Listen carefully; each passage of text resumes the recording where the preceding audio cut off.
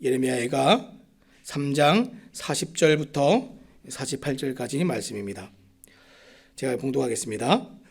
우리가 스스로 우리의 행위들을 조사하고 여호와께로 돌아가자. 우리의 마음과 손을 아울러 하늘에 계신 하나님께 들자.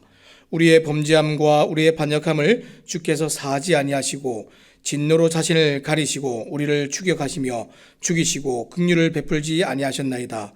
주께서 구름으로 자신을 가리사 기도가 상달되지 못하게 하시고 우리를 문나라 가운데에서 쓰레기와 폐물로 삼으셨으므로 우리의 모든 원수들이 우리를 향하여 그들의 입을 크게 벌렸나이다.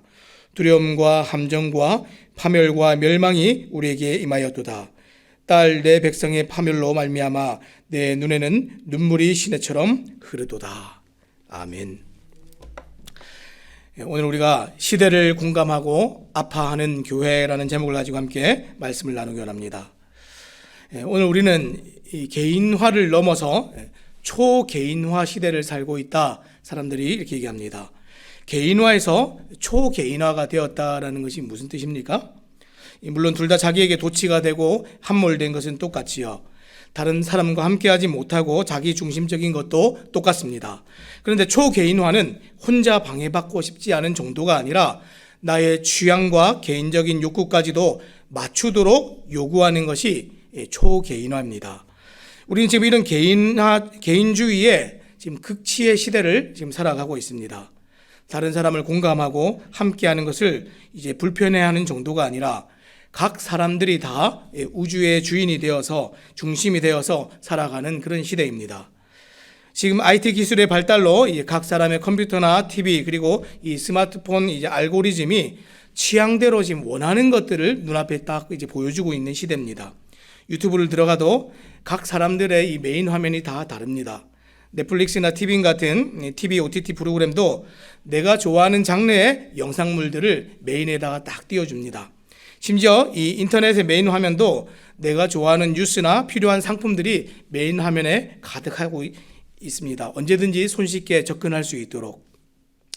그런데 더 심각한 것은 신앙도 개인화에서 지금 초개인화로 넘어가고 있다는 겁니다. 함께하거나 수고하거나 누군가를 공감하지 못한 지 이제 오래됐습니다. 그리고 이제는 교회에서조차 개인적인 취향이 맞춰지도록 사람들이 자꾸만 그런 것을 요구하고 있는 시대입니다. 혹 개인의 취향이 맞춰지지 않으면 사람들이 어떻게 생각하죠? 피해를 입었다고 생각합니다. 피해를 입었다고 생각하고 개인의 권리가 침해당했다고 말하고 있는 시대입니다. 이런 일들이 지금 교회 안에서도 일어나고 있지요. 믿음의 공동체 안에서 점점 피해의식을 가진 사람들이 많아지면서 피해자만 있고 죄를 인정하고 하나님 앞에 회개하고 있는 사람들이 점점 사라지고 있습니다. 피해의식을 가진 사람들의 가장 큰 특징이 무엇입니까? 회개하지 않는다는 겁니다. 나는 잘못한 것이 없고 피해를 당한 사람이기 때문에 회개를 하지 않습니다. 그런데 죄인됨을 자각하는 사람들의 특징은 무엇입니까? 나의 죄됨으로 말미암아서 하나님 앞에 죄를 토로하고 자복하고 회개합니다.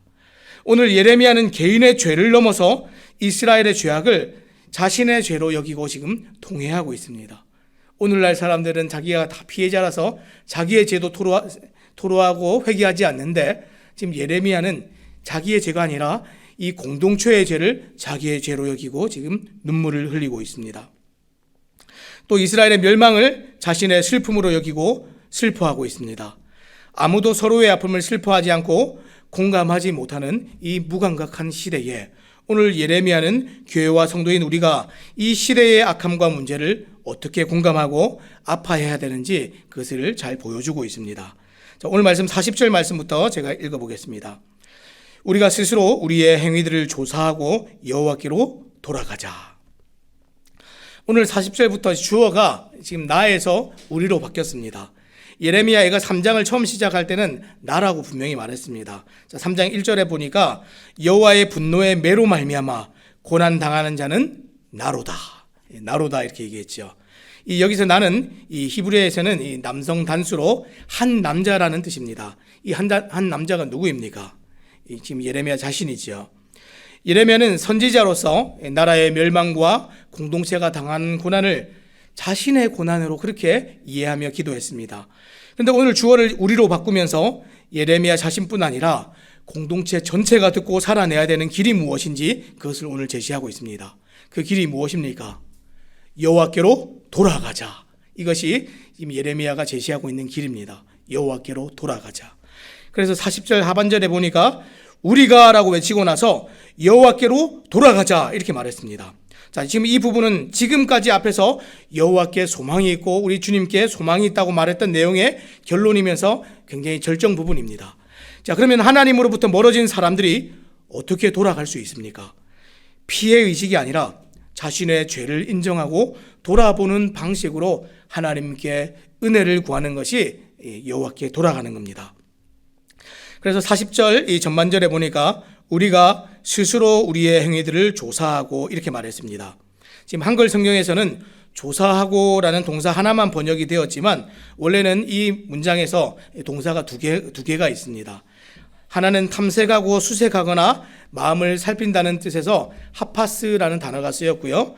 또 하나는 형태는 다르지만 비슷한 뜻으로 탐정처럼 끝까지 가서 뭔가를 발견하고 찾아낸다 하는 뜻의 하카르라는 이 동사가 하나가 더 쓰였습니다.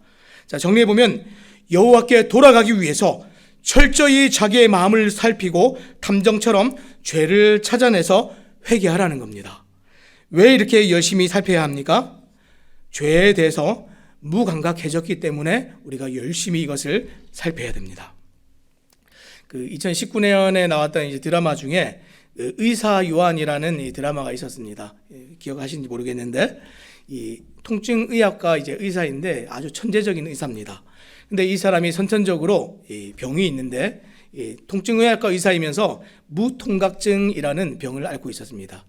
그래서 이 사람은 태어날 때부터 통증을 한 번도 느껴보지 못한 사람입니다. 통증을 느껴보지 못한 사람이 통증의학과 교수라는 게 굉장히 좀 의아하죠. 그런데 이 사람이 매일 하는 일이 있습니다. 매일 하는 일이 뭐냐면 자신의 몸을 매일 체크합니다. 왜냐하면 통증이 없기 때문에 어디가 부러지든지 상처가 나든지 심각한 병이 들어도 알 수가 없습니다. 여러분, 이 고통과 통증은 우리에게 정말 저주 같은 것이다. 어떤 사람들은 이렇게 느낄 수 있지만 사실은 이것이 우리의 몸이 잘못됐다라는 것을 알려주는 신호가 되지요. 그런데 이 신호가 없는 사람은 사실은 매일 자기 몸을 살피지 않으면 알 수가 없습니다. 그래서 매일 촬영을 하고 체크를 하고 바이탈 체크를 합니다. 사랑하는 여러분, 죄를 우리가 무감각해지지 않고 늘 발견하기 위해서 어떻게 합니까? 우리 주님께서 오늘 얘기하기를 늘 돌아보고 탐색하고 추적해서 우리가 하나님께로부터 얼마나 떨어졌는지 이것을 보라. 오늘 예레미야가 그렇게 얘기했습니다. 결국 예레미야 선지자는 유일한 소망 대신 하나님께 나아가기 위해서 한 개인이 아니라 우리 모두가 이 일을 선택하여서 날마다 살펴서 죄에 대해서 무감각해지지 않기를 이렇게 외치고 있습니다. 그리고 이 일은 분명히 우리의 마음이 하나님께로 결정되고 우리의 마음이 하나님께로 돌아서고 우리의 마음이 하나님께로 들어지는 방식이어야 된다라고 말하고 있습니다. 그래서 41절 말씀은 이렇게 기록합니다. 우리의 마음과 손을 아울러 하늘에 계신 하나님께 들자. 지금 여기서 아울러라고 번역한 이 히브리어 엘은 지금 부정으로 쓰여서 손을 함께 들어서 하나님께 경배를 드리자, 영광을 드리자 이런 뜻이 아니라 손을 들지 말고 마음을 들자 이런 뜻으로 번역이 됩니다. 결국 종교적이고 외적인 모습을 드리는 것이 아니라 우리의 중심과 마음을 우리 하나님께 드려야 된다 이런 얘기입니다. 왜냐하면 온전한 회개는 마음으로부터 나오기 때문에 그렇습니다. 지금 이렇게 마음으로 돌이키고 회개해야 되는 이유가 무엇입니까? 이스라엘이 주님께 반역하고 범죄한 결과로 하나님의 진노가 지금 임했기 때문에 그렇습니다. 자, 42절입니다. 우리의 범죄함과 우리의 반역함을 주께서 사하지 아니하시고 마땅한 죄에 대한 공의로운 심판이 지금 내려졌기 때문에 사실 하나님의 자비와 긍휼과 은혜가 아니고서는 이들이 이제 이 고난을 벗어날 수 있는 방법이 전혀 없기 때문에 지금 죄를 회개하고 토로하고 돌아보고 여호와께로 돌아가는 것만이 살 길이다 이렇게 말하고 있는 겁니다. 그래서 이들은 피해 의식이 아니라 마땅히 마음으로부터 죄를 인정하고 자신들이 스스로 구원받을 수 없는 자들이라는 것을 인정하고 하나님의 긍휼을 구해야 되는 것이 지금 이들에게 외치고 있는 유일한 길입니다. 예레미야는 이 죄악을 자신의 문제로 여기고 먼저 회개함으로 이제 공동체가 자신들의 문제를 함께 바라보기를 원하면서 오늘 우리가 이렇게 얘기하고 있는 겁니다. 유일한 구원자 되신 여호와께로 우리가 돌아가자. 사랑하는 여러분, 오늘 우리가 사는 이 나라와 이 땅의 교회에도 점점 개인화가 되고 취향대로 살아가면서 피해의식만 가득한 사람들이 넘쳐나고 있습니다. 다른 사람의 아픔과 서로의 죄가 빚어낸 상처를 우리가 돌아보지 못하고 자신이 받은 상처와 피해에 대한 보상만을 요구하는 시대입니다. 사랑하는 여러분, 오늘 여러분은 다른 사람의 상처와 아픔에 얼마나 공감하고 있습니까? 오늘 여러분은 이 교회와 이 지역과 내가 사는 이 나라와 이 모든 고통과 아픔을 나의 문제로 여기면서 그렇게 살아가고 있습니까? 저가 잘못한 것이 아니라 내가 잘못한 것이고 우리 모두가 지금 함께 잘못한 것입니다. 오늘 우리도 여호와께 속히 돌아가지 않는다면 소망이 없습니다. 역사 속에 있었던 모든 부흥의 시대들은 대각성 운동을 통해서 찾아왔습니다. 하나님께 회개하고 토로하고 죄를 자복하는 것으로 말미암아서 이 땅에 부흥이 찾아왔던 것을 기억하시기 바랍니다. 모든 부흥은 말씀에 반응한 참회와 회개가 먼저였습니다. 이 나라를 욕하기 전에 여러분이 먼저 무릎 꿇고 회개하시기 바랍니다. 이 땅의 교회를 욕하기 전에 여러분이 먼저 애통하며 울기 바랍니다. 슬퍼하시기 바랍니다. 우리 교회의 아픔과 상처를 보신다면, 지체들의 허물을 보신다면 헤집어 놓지 말고 그게 곧 나의 모습이라는 것을 깨달으시기 바랍니다. 한 몸에 지체된 공동체에서 지체의 아픔이 곧 나의 아픔인 것을 잊지 마시기 바랍니다. 지체의 상함이 곧 나의 상함이고 지체의 악함이 곧 나의 악함입니다. 함께 하나님 앞에 세워지고 함께 지어가져갈 수 있도록 오늘 그렇게 기도하시기 바랍니다. 왜냐하면 다른 지체와 공동체의 아픔을 내 것으로 여기지 못하고 먼저 우리가 돌아서지 않으면 정말 심각한 일이 생기기 때문에 그렇습니다. 자, 이제 예레미야는 정말 일어날 수 있는 이 심각한 일에 관해서 호소하고 있습니다. 자, 43절입니다. 진노로 자신을 가리시고 우리를 추격하시며 죽이시고 긍휼을 베풀지 아니하셨나이다. 이제 예레미야의 기도는 굉장히 비관적이고 절망적입니다. 뭐라고 했습니까? 하나님께서 우리에게 얼굴을 가리셨고 하나님께서 우리를 추격하셨고 하나님께서 우리를 죽이셨고 하나님께서 우리를 불쌍히 여기지 않으셨다.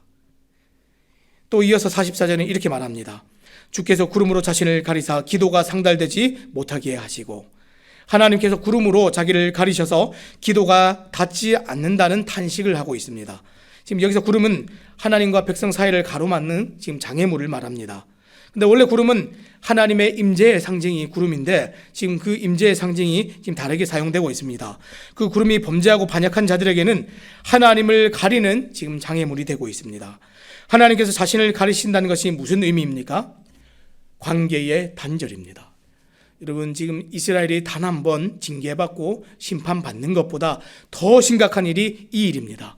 하나님과의 완전한 단절. 이것이 다른 지체와 공동체의 아픔을 내 것으로 여기지 못하고 돌아서지 않을 때 일어나는 가장 심각한 일입니다. 단 한 번의 징계나 심판을 넘어서는 아주 무서운 일입니다. 죄로 말미암아 한 개인이 하나님과 단절되듯이 공동체의 지속적이고 반복적인 반역과 죄악은 공동체 전체가 하나님과 단절되게 만듭니다. 더 이상 기도가 상달되지 않고 하나님으로부터 아무런 응답도 대답도 듣지 못합니다. 하지만 죄에 무뎌지고 무감각해진 시대와 국가는 지금 얼마나 심각한 문제가 생겼는지 알지 못하지요. 왜냐하면 문제가 생겨도 통증을 느끼지 못하는 무통각증처럼 더 이상 죄에 대해서 아파하지 않기 때문입니다. 지체들의 이 아픔에 대해서 아무도 공감하지 못하기 때문입니다. 모든 지체가 죽어버리고 단 한 지체도 고통에 반응하지 않으면 결국 몸 전체는 죽어버리는 겁니다. 우리의 몸이 아픈데 단 하나의 세포도 단 하나의 신경도 반응하지 않는다면 우리의 몸은 더 이상 소망이 없습니다. 그래서 시온에 빛나는 영광이었던 이스라엘은 열방 중에 버려지는 쓰레기가 되었습니다. 그래서 45절은 이렇게 기록합니다. 우리를 문나라 가운데서 쓰레기와 폐물로 삼으셨으므로 더 이상 귀하게 여기지 않고 더 이상 아까워하지 않게 되었다라는 뜻입니다. 여기서 지금 쓰레기로 번역이 되었지만 이 쓰레기로 번역된 이 세이라는 단어는 정확히는 우물이라는 뜻입니다. 우물. 또 폐물로 번역된 이 마우스는 경멸의 대상이 되는 것이 지금 폐물입니다. 지금 뉘앙스가 완전히 다르죠. 우리는 정말 소망이 없이 버려졌을 때 우물이고 경멸의 대상이 되는 존재들입니다. 예레미야가 이렇게 비관적인 기도를 이어가는 이유가 무엇입니까? 과감하고 충격적인 언어로 믿음의 공동체의 절박함을 하나님께 지금 최대치로 표현하기 위해서 지금 우물이요 경멸의 대상이 되어버렸습니다. 하나님, 이렇게 기도하고 있습니다. 그리고 동시에 이스라엘 공동체에게도 죄인들의 가장 큰 현실이 하나님과의 단절이라는 사실을 깨닫게 하기 위해서 충격요법을 주기 위해서 굉장히 심각한 단어를 사용해서 이렇게 기도하고 있습니다. 어쩌다가 하나님과 단절이 되고 심판의 대상이 지금 됩니까? 지금 마지막 46절 47절입니다. 우리의 모든 원수들이 우리를 향하여 그들의 입을 크게 벌렸나이다. 두려움과 함정과 파멸과 멸망이 우리에게 임하여도다. 이들이 하나님과 단절되는 것은 원수에게 속아 잘못된 선택을 스스로 했기 때문입니다. 모든 원수가 우리를 향해 입을 크게 벌렸습니다. 다시 말하면 원수가 우리를 표적으로 삼아서 어떻게든 죽이기 위해 안간힘을 쓰며 지금 조롱하고 있다는 뜻입니다. 여기저기 함정을 파놓고 덫을 놓아서 결국 그것을 조심하지 않고 그 길로 간다면 우리의 그 선택은 파멸과 멸망이 될 수밖에 없다라고 지금 성경이 얘기하고 있습니다. 또 다른 성경들은 어떻게 얘기합니까? 잠언 14장 12절에 이렇게 기록합니다. 어떤 길은 사람이 보기에 바르나 필경은 사망의 길이니라. 야고보서 1장 14절에도 오직 각 사람이 시험을 받는 것은 자기 욕심에 끌려 미혹됨이니 이렇게 얘기했습니다. 다 뭡니까? 누군가 등 떠밀어서 그 길을 간 것이 아니라 스스로 돌이키지 않고 망해지는 그 길을 선택하여서 간 결과가 감정에 빠지는 것이다. 이렇게 얘기했습니다. 이렇게 공동체가 망하게 된 현실 앞에서 예레미야는 딸 내 백성의 파멸이라고 표현하며 공동체의 아픔을 자신의 것으로 받아들이면서 다시 한번 아파하며 눈물을 흘립니다. 자, 마지막 48절입니다.